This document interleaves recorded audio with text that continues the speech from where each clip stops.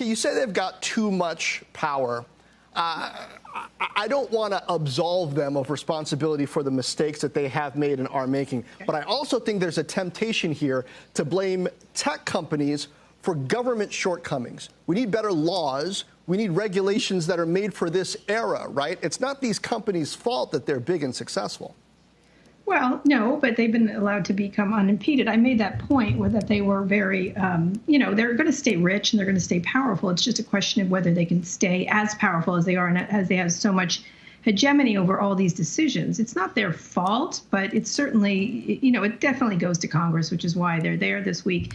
And it's a question of whether Congress will actually do anything about it or continue to flap their jaws about it and not actually create laws and rules of the road and guidelines for these companies, because they do need guardrails. And of course, they're doing what they do best, which is to grow unimpeded. And a lot of it is through innovation, but now it's starting to be because of their size. Right. They do the best job, I think, of impeding each other. If anybody impedes them, it's somebody like Apple rising up to try to impede Netflix, Amazon too, for example, Apple going versus Microsoft. You've got all of these lines crossing.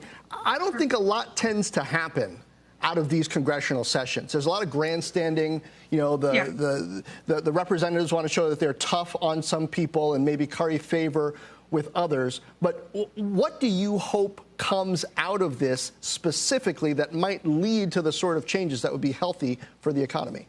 Well, it's going to be hard because it's remote, right? I think most of this is going to be remote. And so you're not going to have those great dramatic moments of photographers, those photos that are so dramatic of all of them together.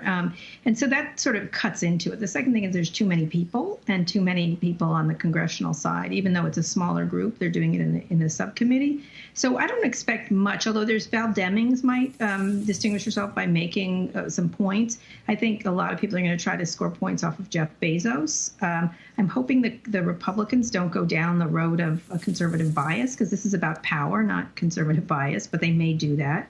That's their thing. They like to flog these companies on. They really need to focus on how big these companies are and how impeding they are, whether they're impeding of innovation. You talked about them competing against each other, I guess, but there's a really old saying, I think it's when the elephants fight, only the grass suffers, I guess. So the small companies that need to come up really need protection, and then they need protection from the government in order to thrive and create competitors.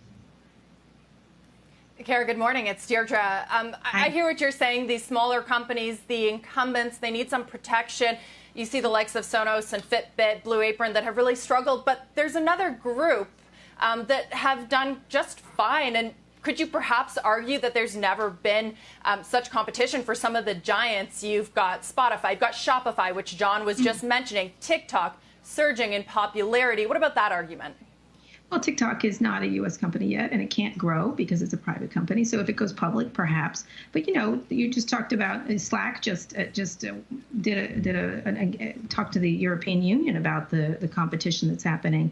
Shopify is struggling it's doing really well, but it's the only competition really to help all the other shopkeepers get online compared to Amazon. You've got Yelp, and Spotify itself has been involved in European Union fights about Apple. When Apple's in the music business, maybe when it goes into a business that it actually directly competes with, it has to have special strictures. There's lots of creative ways to do this, but I don't think anyone you mentioned is not struggling with the size of these companies. And there's certainly not going to be growth in search, in social, in e-commerce that much. There's only Shopify.